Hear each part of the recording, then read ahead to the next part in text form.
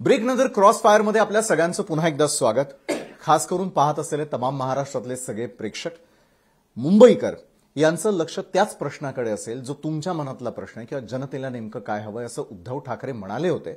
मात्र नारायण राणेंना याविषयी काय वाटतंय? मुंबई महापालिका निवडणूक असेल कारण मग महायुती आणि महाविकास आघाडीतले छोटे आणि मोठे भाऊ याविषयी बोलूयात.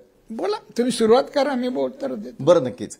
भाजप यावेळेला किती जागा लढवणार मुंबई महापालिकेसाठी? काही फॉर्म्युला ठरला आपला? अजून काही भाजपचं ठरलेलं नाहीये. भारतीय जनता पक्षाचे नेते लवकरच याच्यावर चर्चा करतील.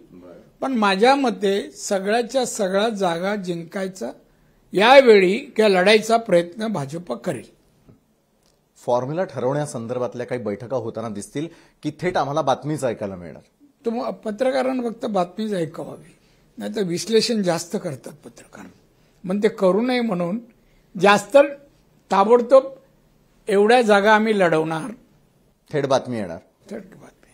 बरं, पण तुमचे जवळचे असलेले मित्र ज्यांच्याशी कौटुंबिक संबंध आहेत ते म्हणजे राज ठाकरे आणि दुसरीकडे उद्धव ठाकरे एकत्र येण्याच्या दृष्टीनं काही सुतोवाद सुरू झालेले. दोन्ही पक्ष एकमेकांना सकारात्मक प्रतिसाद देताना दिसतात.